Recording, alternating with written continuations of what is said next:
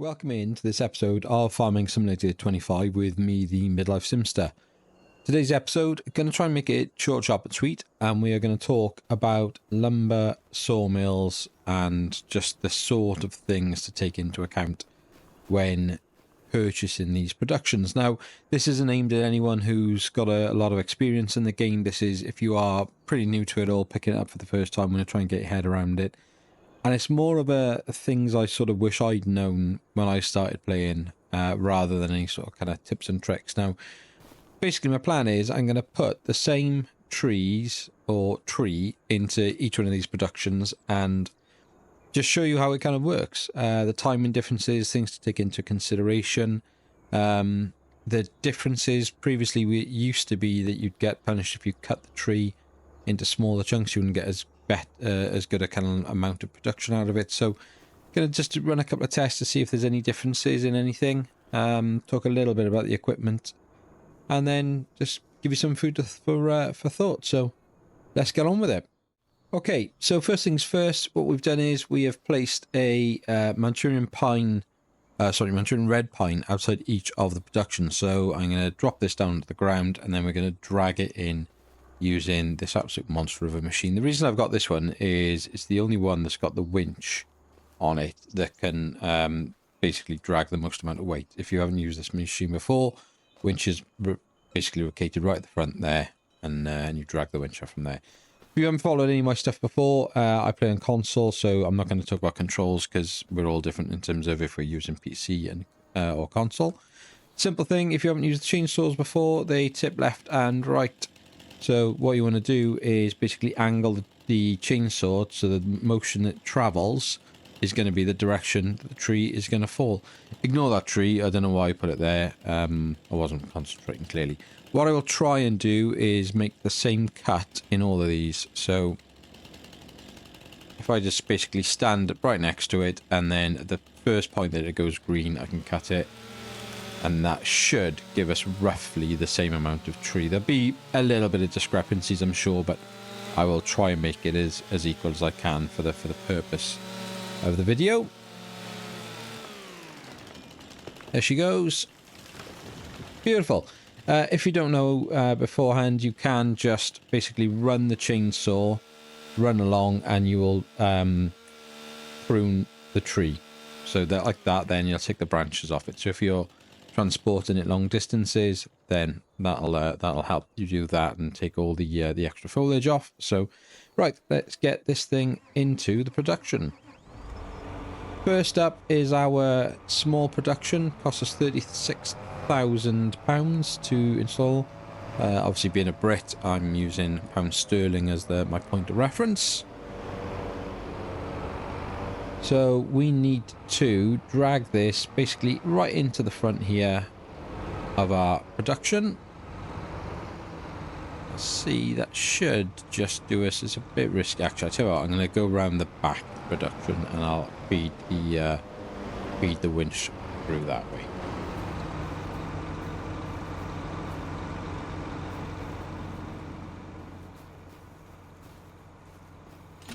Hook it up to the tree.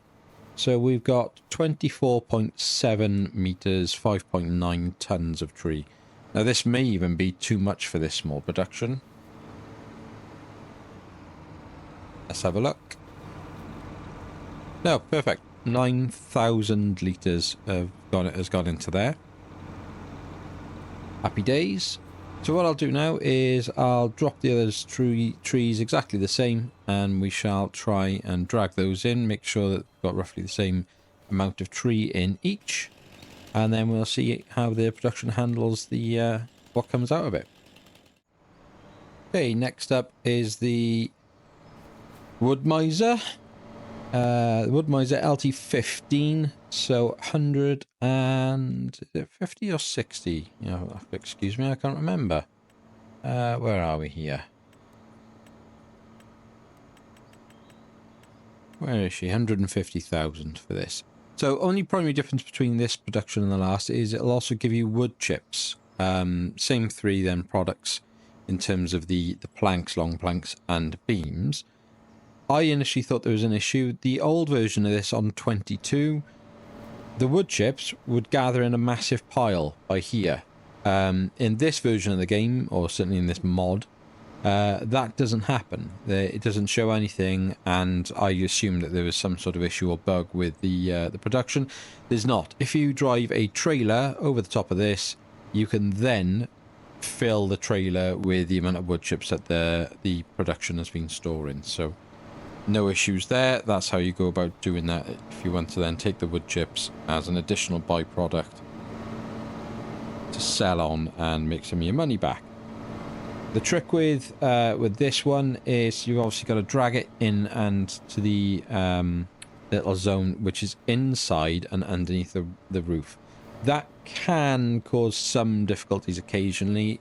The bigger issue I find, and certainly the way I do it, is the small lip there on the ground that gets created when you put the production down. That can catch the tree if you're dragging them in like I have just there. So just be aware of that. So we'll sell the wood, 9,022 litres, so slight discrepancy, but close enough for the purpose of the test. Okay, last up is the standard sawmill. When you go into the construction for this, £300,000. Difference being this also does the prefabricated walls. However, the planks, long planks, beams also in there, and the wood chips. Slightly easier place to drop off as well because it's just on the side of the building. So let's just drag this one in there.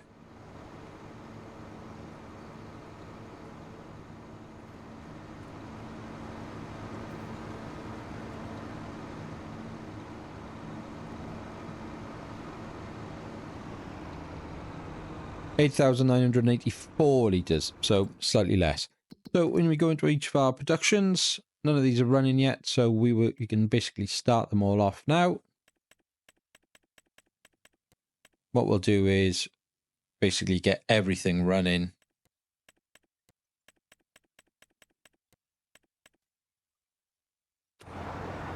And we'll just see now how quick they can burn through it. So 9:28 on the clock.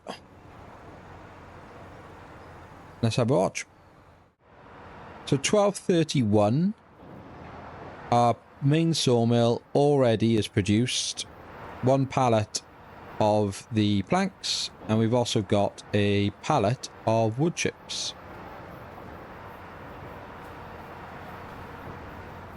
We compare that at the moment to, and actually just out of interest, it has remaining 3,470 litres of the wood left in it. Our Wood Miser LT15 hasn't produced anything yet. Still has 7,000 litres of wood, a couple of hundred litres off each of those productions before it's produced. And then finally our small sawmill, 8,600, so barely got anything going. Now the rough maths, we're told, is about 10 times between the lower end productions and the higher. So we'll see how long this one takes to get the finish off now, but this isn't going to take long at all. Right, so 14:24. So basically 6 hours of game time have gone by. The sawmill has burnt through its 9,000 litres. It's got 25 left, as you can see in the bottom of the screen there. It's not going to quite manage to produce anything else. There is a pallet of wood chips not far off, wood beams not far off, planks and prefab wall quite some distance yet. So we've still got the single planks and the pallet of the wood chips. We've also got a pallet of planks long, and then an additional pallet of planks by there as well. So that's what that's managed to sort out for us in about 6 hours time. Meanwhile, the Wood Miser LT15, just over 5,900 litres left, has produced 1 pallet so far of planks, but also has the wood chips. It basically produced a pallet of wood chips, that 1,050 litres, but we just can't see it. That's why I was saying you'd have to drive your trailer over here, and then it would be essentially like a silo. You collect it from there. And then down here, our bottom end production, 36,000. It's basically just done 200 litres of one pallet of planks, 100 litres of planks long, and 90 litres of, or 89 litres of wood beam. So long way off going. Got wood, though, still chugging away, 8,300 litres left. So you can see there, just as an example, our primary sawmill, which is going to cost you 300,000, is going to absolutely smash through the lumber that you provide it. Now, if you have a way of providing that sawmill with enough trees so that you can keep the wood going, then you're very quickly actually going to make your money back on this. The productions that come out here are worth a lot of money. When you look at what you can actually get for everything, especially when it comes to the beams and the prefabricated walls. So your basic planks, their absolute best on this map would be 4,290. Planks long, 5,842 per pallet. Prefab wall, 15,000 basically per pallet produced. And then finally we'd have our wood beams at 8,766 pallet. And actually I shouldn't forget our wood chips as well at 1,600 per 1,000 litres. So you can make quite a lot of money off this as long as you can provide it with the lumber that it needs. So I think what we'll do is I'll just let this run now. 18 litres left in the main sawmill, 1427, so it's pretty much going to be spot on. And then we'll just see how long it takes the other two to catch up and burn their way through what they've got left.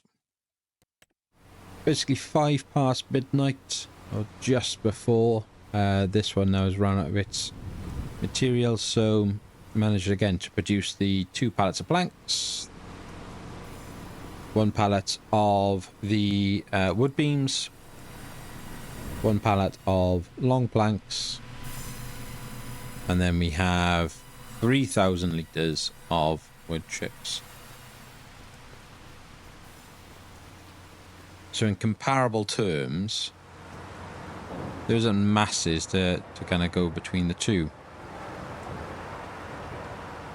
If anything, it's produced slightly better because it's got the beams out from what it's had. There's not much in that. This one only needs a little bit more lumber and it would have been matching it. So not masses in it, but maybe a little bit better value in terms of its ability to create productions from what you give it on here. Meanwhile, baby brother over here still hasn't produced anything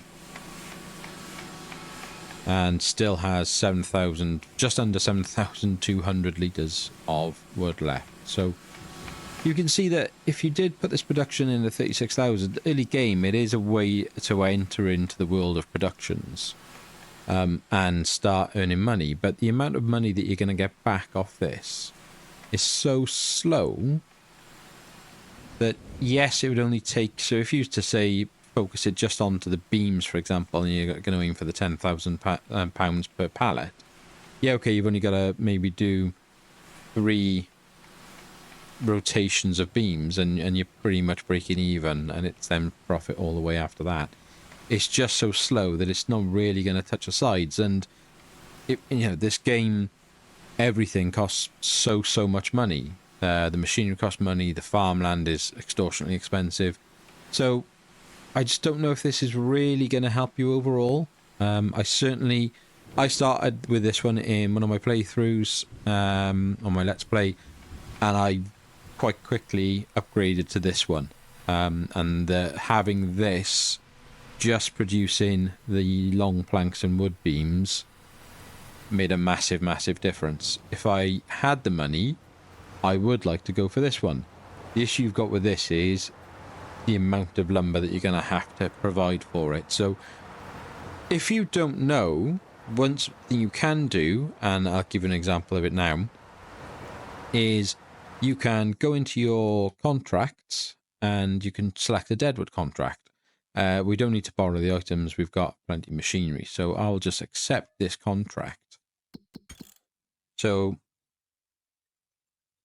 over there, basically on field 17 in this circle now, we're going to have a selection of deadwood trees that we need to go and cut down. So there'll be 8 of them located over there. So I'm going to go and cut one of those trees down, and I'll bring it back over and I'll show you then what can happen.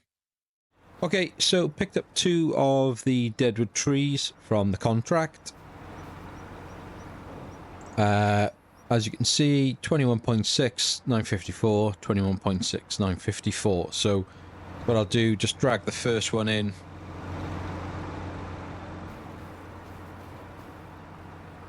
Attach that. Get to a point where we can see everything. Keep forgetting it doesn't automatically accept this. I'm going to miss the zone, aren't I? Right, try again. Okay, so in it goes, 1,834 litres. We'll let that run through, and then I'll drop the other tree in, and we'll see what we have. Right, so point of this one now is just to basically put the tree whilst it's being cut to see if it makes any difference in terms of the total amount of wood that goes into the production. So if we sell the wood, 1828.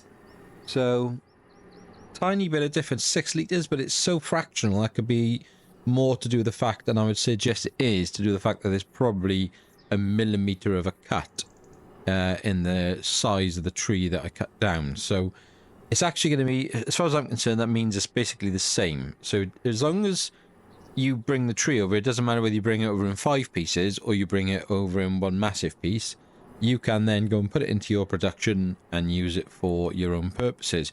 As long as you have got the contract open, which we still have up the top right hand corner there, you can basically use contract deadwood to fill and process your own productions for free. You know, it's a much more efficient way of doing it than trying to cut down your own forest. To start with, you haven't got to buy masses of land. The trees are quite easy in the sense of what the shape they are. They're not ungainly like some of these guys over here. The biggest issue you've got is you've got to obviously travel across the map to potentially go and get it, and you've got to find all the trees in that circle. How many of those you want to bring over to your own sawmill is a matter for yourself. If you've got this sawmill, it's going to go through them very, very quickly, as we've already seen. On the basis that you get 1,800 litres per tree, you get roughly 8 trees, 9 trees, 10 trees per contract. You know, if you're looking at the best part of 10,000 litres, well, that isn't really going to cut the mustard on this for even 6 hours of the day. So you're going to have to be banging out deadwood contracts probably 2 or 3 times a day. This production is going to be close. It's going to roughly get you there for a 24-hour period, there or thereabouts. And then down the bottom, one deadwood contract would, you know, last months. It would last a long, long time. So yeah, so interesting fact there. Things to consider with the deadwood contract: you've got to be able to get to the trees. This machine would be an absolute nightmare because you can't really take it into the woodland. So, you know, there are pros and cons to deadwood contracts, but if you can pick up, say, 4 of the trees, 5 of the trees on the outer edge of the circle that are quite easy for you to then cut into pieces, chuck onto your trailer. If you can carry up to 200 kilograms of tree. So on a console, we don't have super strength like you do on PC, but you could easily then pick up on console version. You could pick up 200 kilos of wood, chuck it into your trailer, and go that way, or take something that's got a grab on the front of it, or basically some way of transporting that log, those trees out of the forest, however you should choose.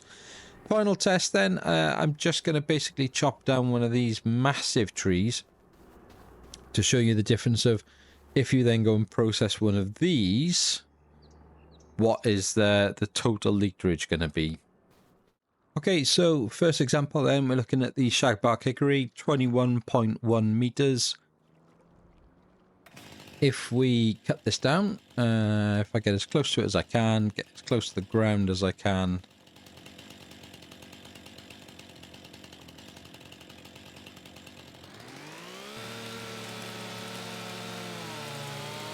It's not the best animation with the chainsaw because clearly this chainsaw isn't going to cut this tree like this, but it's a game, so we'll cut it a break.